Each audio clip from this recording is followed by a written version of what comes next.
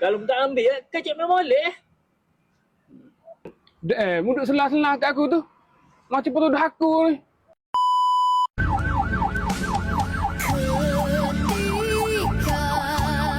Bayangan mentari kian menghilang, hatiku menggamit kenangan waktu bertemu,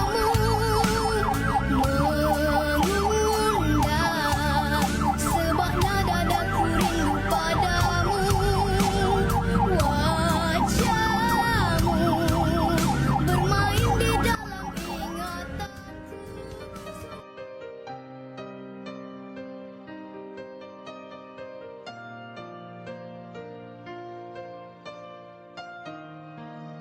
Kak Boyo. Oh tu Kak Boyo.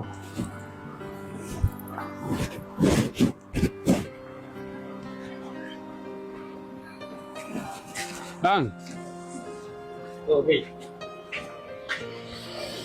mana dah kat demo lu ni?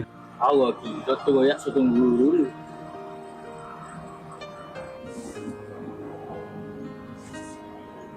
Doktor kata kena stroke, tak sedar lagi tu. Siemu. Minggu lepas aku tengok yo siap ni pasar lagi. Hati, aku nak tanya sikit, bagi Mahmud duduk mana? Mah gapo pula?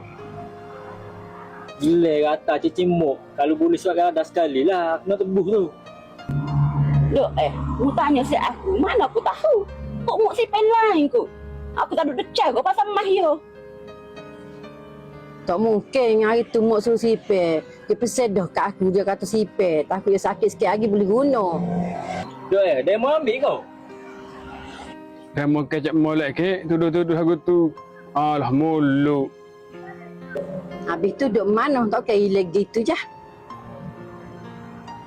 Mungkin mak gada kau, mak jual kau, kita mana tahu. Mana kat tu? Betul dah okey. Tuduh okey.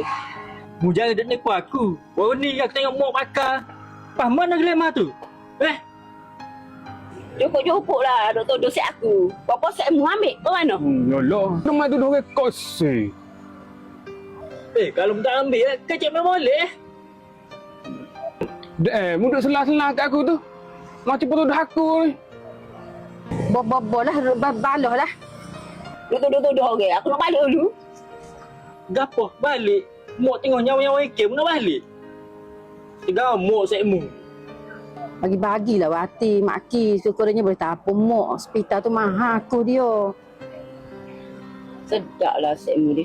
Duk mai tuduh-tuduh orang kok si. Kau tahu gini ke? Aku tak mari pun tak apa. Kau mana ki? Pula. Hello? Oh, doktor. Dia apa? Mau sakit enggak? Mau sakit enggak? Okey. Wati, Mak Ki, mari tengok Mok. Oh, kat pergi dulu deh. Padi kita pergi. Gitu, pas ni deh. Gitu. Kak kan ni? Tapi benda tu makin betul. Kalau apa pun dia. Ada gini. Lang, lagi dah lapuk dia lang. Pada apa nak rana lang? Ada apa lang? Nak rana lang? Bayangan mentari kian menghilang, hatiku menggamit kenangan waktu bertemu, mengundang